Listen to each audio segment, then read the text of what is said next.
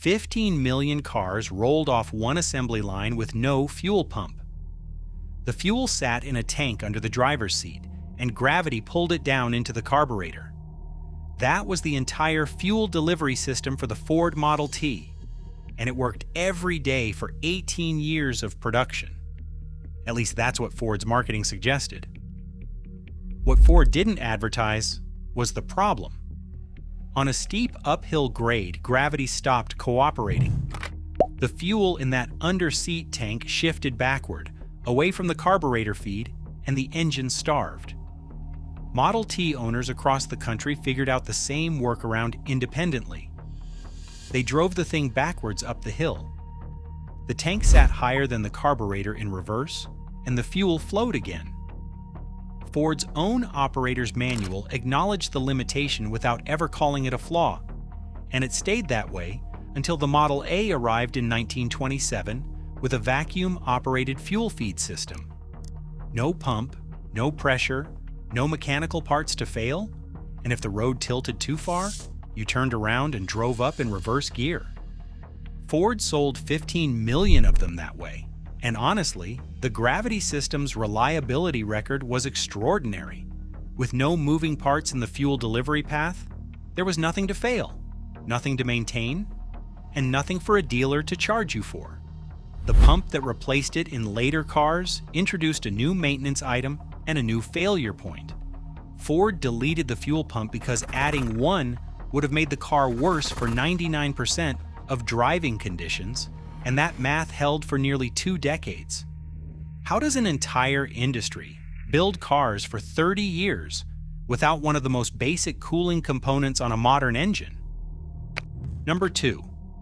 Before roughly 1930, most production automobiles had no water pump. None.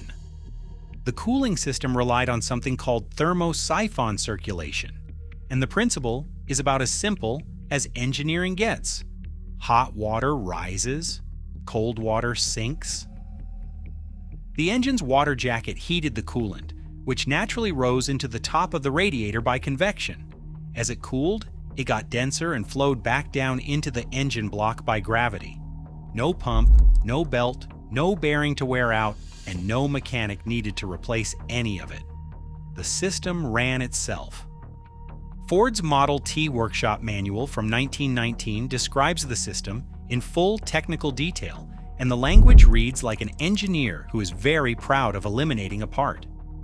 The system worked reliably at steady speeds on flat roads, and for the kind of driving most people did before 1930, that covered about 90% of the job. The limitation was the same one that killed every passive approach on this list. Push the engine hard, run it up a long grade in summer heat, and natural convection couldn't move coolant fast enough to prevent overheating. The mechanical water pump showed up once engines started making enough power to overwhelm natural convection. More horsepower meant more heat, and eventually the passive approach couldn't move coolant fast enough to keep up. Automakers including Dodge, Chevrolet, and nearly every European manufacturer used thermosiphon cooling through the 1920s, and some held on into the early 1930s. An entire generation of automobiles ran without a water pump, and the part only came back because horsepower kept climbing. Number 3. The Trabant 601 had no oil pump and no oil sump. This is the one that usually stops people for a second, because every 4-stroke engine on the planet needs pressurized oil delivered to its bearings, its cam journals, its piston rings, all by a pump sitting in a reservoir of oil at the bottom of the engine. The Trabant's engine wasn't a 4-stroke, it was a 2-stroke, and 2-strokes get their lubrication from oil mixed directly into the fuel before it enters the engine. The Trabant's fuel cap had a measuring device built right in, and the owner mixed 2-stroke oil into the gasoline at a 50-to-1 ratio before every fill-up. That premix burned along with the fuel inside the combustion chamber, coating the cylinder walls, crankshaft bearings, and connecting rods on its way through.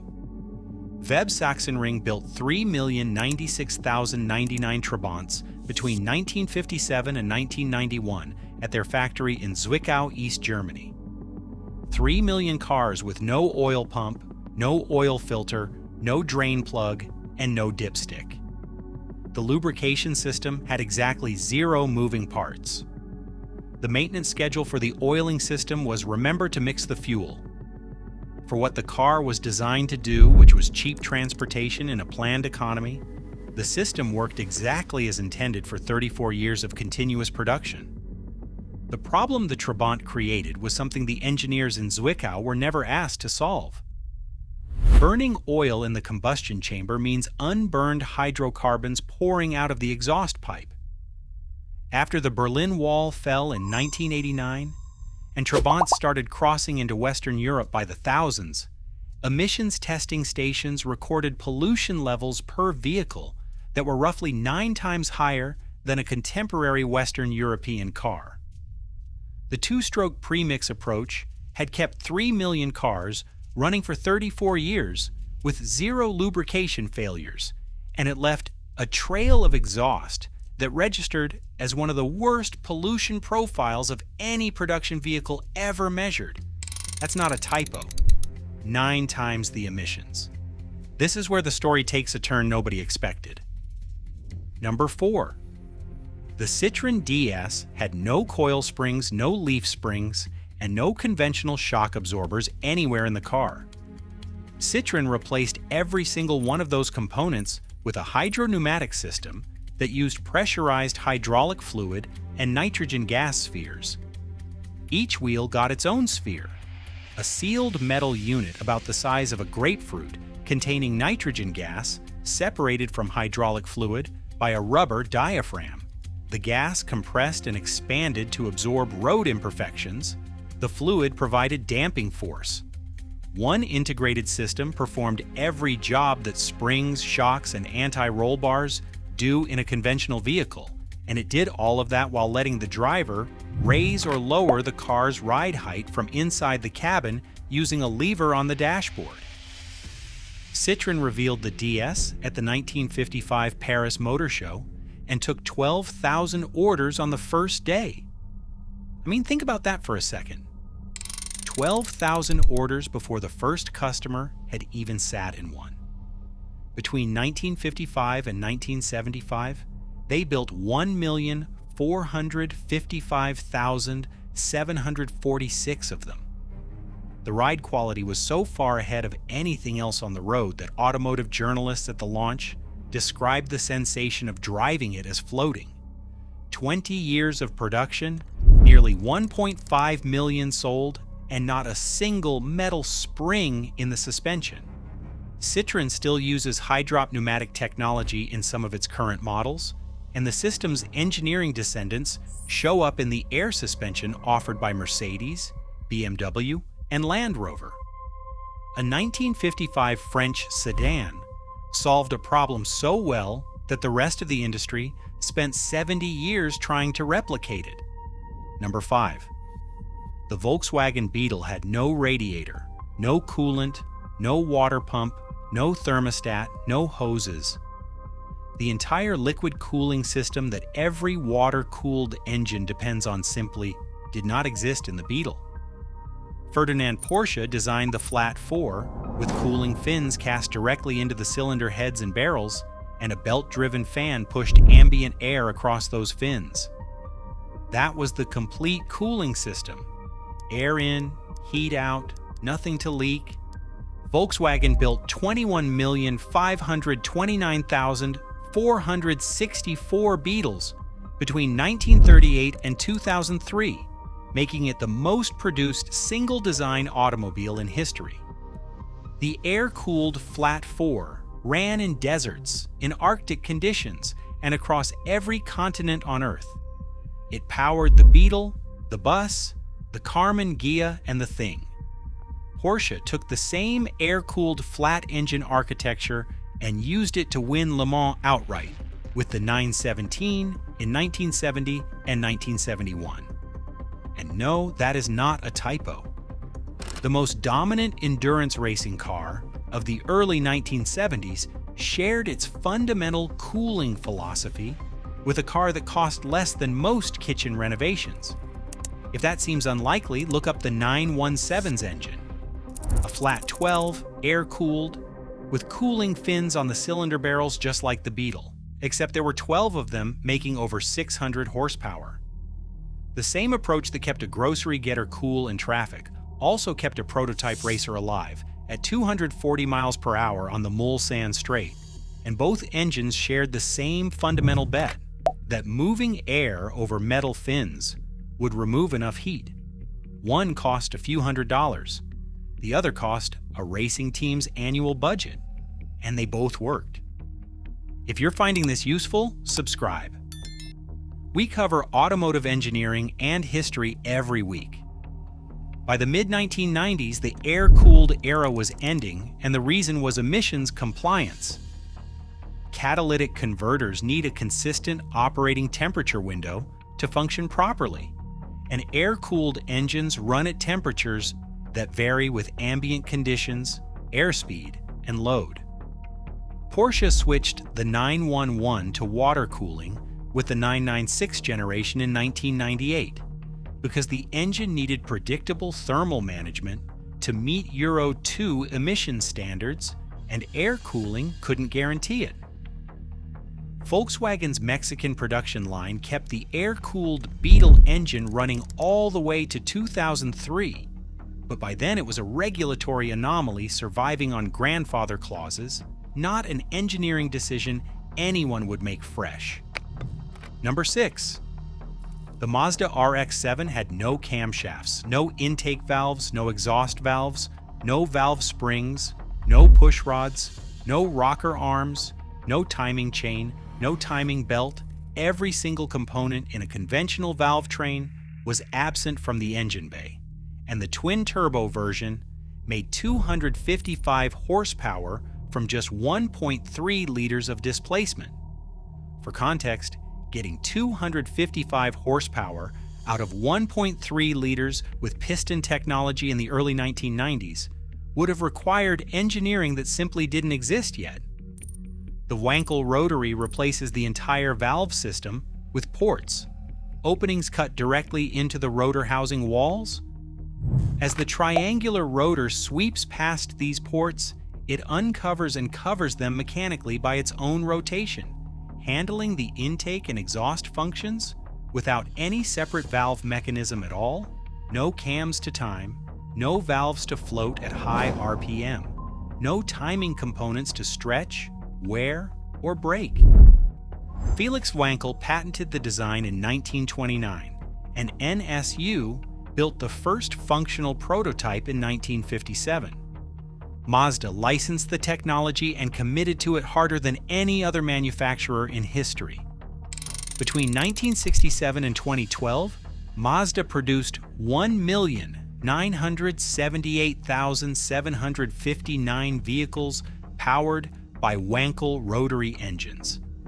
The RX-7 became a sports car icon across 3 generations, and the 787B won Le Mans in 1991, the only rotary-powered car to ever take the overall victory at the 24 hours.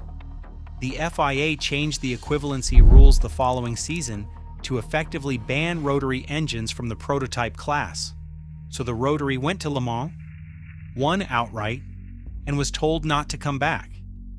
If you're wondering whether that's fair, so is everyone else. What comes next is the part that still doesn't make sense. Number 7. The NSU Ro80 used the exact same Wankel rotary technology we just described. Same triangular rotor, same port-based intake and exhaust, no valves. NSU launched the Ro80 in 1967, and the car was genuinely ahead of its time on paper. Front-wheel drive, semi-automatic transmission, aerodynamic bodywork with a drag coefficient of 0.355, which was exceptional for 1967 and would still be respectable today. The car won the European Car of the Year award at launch. The press loved it. Buyers lined up. Then the apex seals started failing. Those 3 small strips of material at the tips of the triangular rotor, the parts responsible for maintaining the compression seal between the three rotor chambers, wore through at rates nobody had predicted. NSU owners were reporting complete seal failure as early as 30,000 miles. And a failed apex seal doesn't mean reduced performance. It means the engine is done and needs a complete rebuild. NSU honored the warranty on every single one of those rebuilds across all 37,204 cars they produced. NSU reportedly rebuilt more engines under warranty than some manufacturers produce in a year. The warranty costs were so severe that they contributed directly to NSU's financial collapse. Volkswagen Group absorbed the company in 1969, merged its operations into Audi, and the NSU brand was dissolved completely. Deleting the valve train made the Rotary possible, and the rotor geometry that replaced the valves was the exact reason the seals wore out so fast. Mazda spent the next 2 decades solving the apex seal problem through advanced materials science and tighter manufacturing tolerances. NSU went bankrupt before they got the chance to try. Mazda figured out the metallurgy, survived, and produced nearly 2 million Rotary vehicles. Both companies ran the same engine with the same missing components, and the outcomes could not have been more different. Number 8. The Tesla Model S has no multi-speed transmission, no first gear, no second gear, no third through sixth, no clutch, no torque converter, no planetary gear sets, no synchronizers. The entire drivetrain uses a single speed reduction gear with a fixed 9.73 to 1 ratio, 1 gear. That covers everything from a dead stop all the way to 155 miles per hour. This works because electric motors produce maximum torque at 0 RPM and maintain usable power across a much wider speed range than any combustion engine ever could. A gasoline engine needs multiple gear ratios because its power band is narrow, typically a few thousand revolutions per minute wide. An electric motor's usable power band covers its entire operating range from standstill to redline, so adding more gears would create weight, cost, complexity, and additional failure points for almost zero performance benefit. Porsche did introduce a 2-speed transmission in the Taycan for the rear axle, but even that only uses 2 ratios, and most EV manufacturers looked at the same engineering trade-off and decided 1 gear was the correct answer. The Model S proved them right. The entire transmission, motor, and reduction gear assembly weighs less than a conventional automatic gearbox alone. The same engineering logic that put the Beetle on the road without a radiator and the Model T on the road without a fuel pump is happening right now in every EV on the market. Delete the part, use what physics gives you for free, and sell millions of them. Every entry on this list traces back to the same calculation. Engineers looked at a component everyone assumed was required and asked one question: what happens if we just leave it out? When the simpler approach worked, they shipped it by the millions. When regulations caught up, or when performance demands outgrew what the passive solution could deliver, or when the materials couldn't hold the seal, the industry reluctantly brought the complexity back. The pattern runs across 100 years and 3 continents, from Henry Ford's gravity-fed fuel tank in Highland Park, to a nitrogen gas sphere on a Citroen assembly line in Paris, to a single reduction gear in a Tesla factory in Fremont. And right now, in 2026, the biggest component deletion in automotive history is still playing out. The combustion drivetrain itself is the part being left on the factory floor. The industry hasn't decided yet whether the complexity is coming back or whether it's gone for good. If you want to know which engines survived 300,000 miles and which ones failed at 90,000, that video is on screen now.